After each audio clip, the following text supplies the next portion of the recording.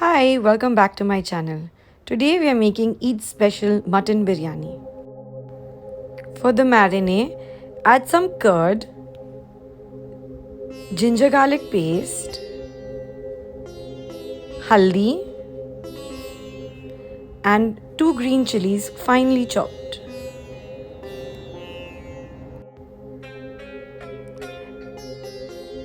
Stir this mix and make sure everything is well combined. Add your meat to this. Mix it up and let it be in the ziplock bag. The reason I marinate in a ziplock bag is because we are going to slow marinate this overnight in the refrigerator, and a ziplock bag would just occupy lesser space in your fridge. Make sure to pull out all the air and then refrigerate.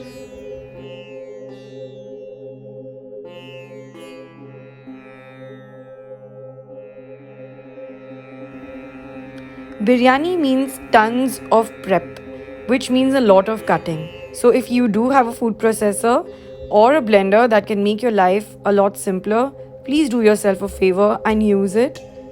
Forget about washing the utensils, think about all that sweat. Anyway, moving on. I've used at least about 18 pods of garlic, but really tiny pods, and one big piece of ginger for extra flavor. I've used the blade extension or accessory and finely chopped my ginger and garlic. Then I use the slicing blade and slice up about 4 onions. So I want them to be julienne so that I can use them as fried onions and for the biryani base. It always makes sense to chop up all the onions together. This process literally took me exactly 2 minutes in the Braun food processor and no tears.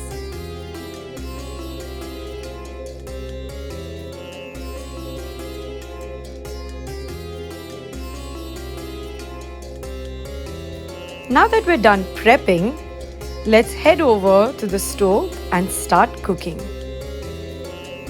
Pour some oil. You can use olive oil or vegetable oil, whatever you have in your kitchen. But the trick is to let it heat for a good 2 minutes before you start. So pull out your spices.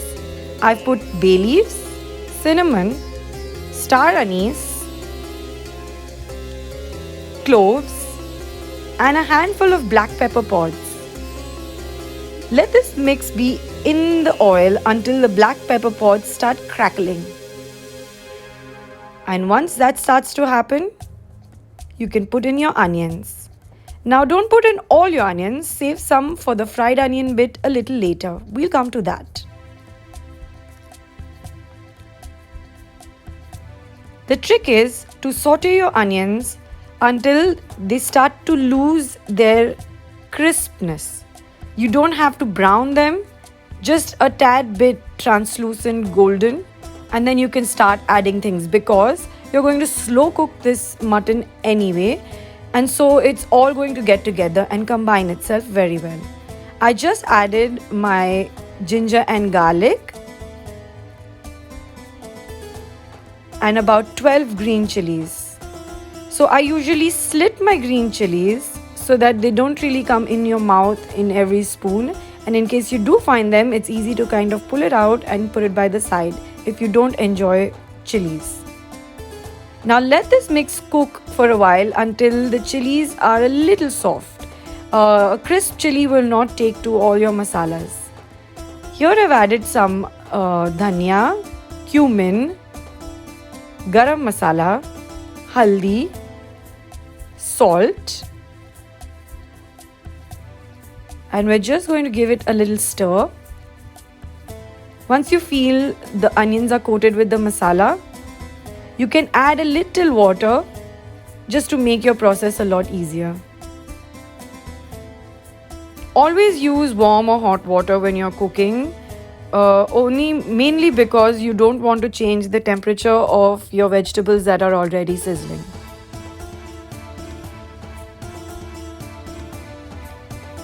Put the lid on and let it sizzle for a while until the green chilies have softened.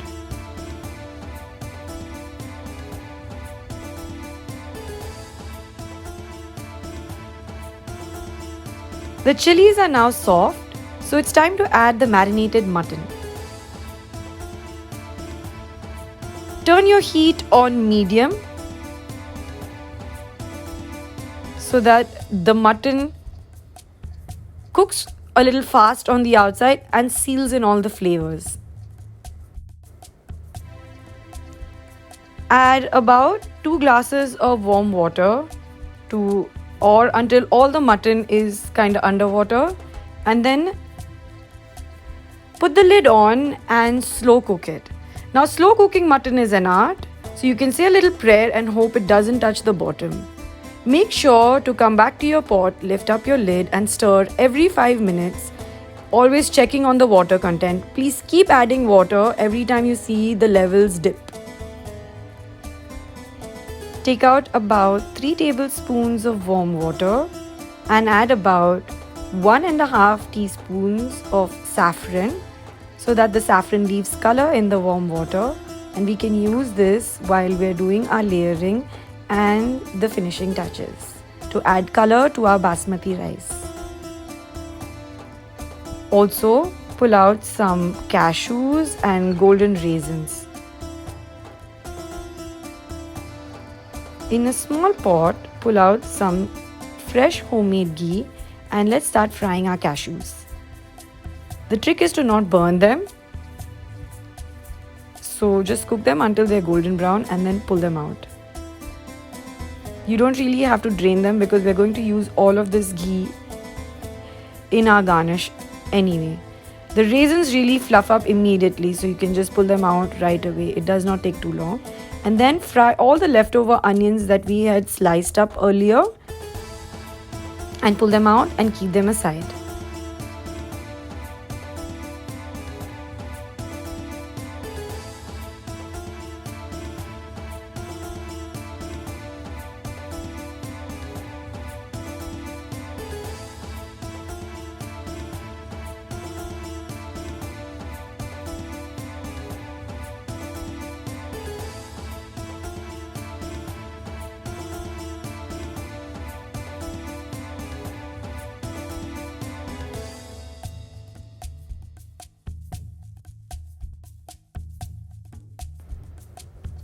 Once you're done frying, pour in all the leftover ghee with the cashew and raisins. Now let's bring our mutton pot back. Give it one last stir. Now is your chance to taste for salt or for anything that you want to add.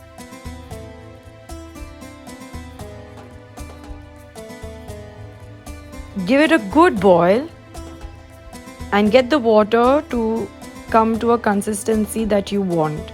I prefer it to be a tad bit thick and a little watery because once we add the rice does soak up all your curry. And it's always nice to have a little wet biryani because when you do store it in the refrigerator, it starts to feel all dry.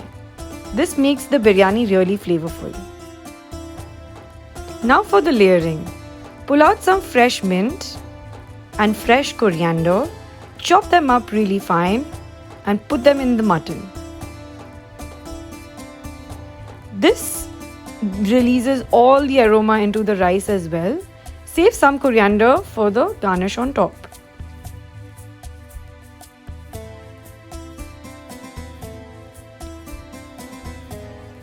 Now we are going to start layering. So pull out your basmati rice. I used about 2 baby cups of basmati rice. Soaked it for about 20 minutes before I started cooking it, and then I drained out all the excess water. I did not use any oil, ghee or salt while cooking the basmati because I was going to flavor the mutton base anyway. Once you finish pouring out all your rice, we can start with the leftover coriander and pudina. Put in all your wet garnish first, that is your cashew and raisins, your saffron water. See that beautiful golden color that you're achieving because of the saffron. Make sure to use up all bits of it. If there are clumps of saffron, do use your hand and push them all over. Sprinkle your fried onions. For the dum, I usually cover my pot with aluminium foil, put the lid on, and then place the pot on a plate of water.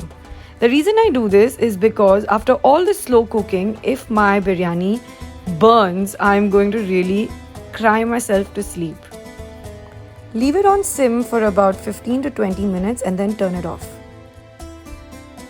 This is my mother's recipe, and trust me, when I put this lid out and I got a whiff of this biryani, it felt like my mum was standing right there. Growing up, biryani has always been my most favorite dish.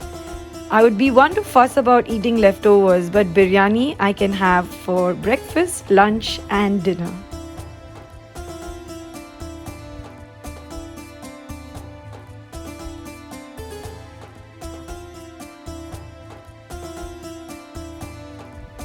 I hope you enjoy this recipe and it makes your mouth water. Like, share, and subscribe.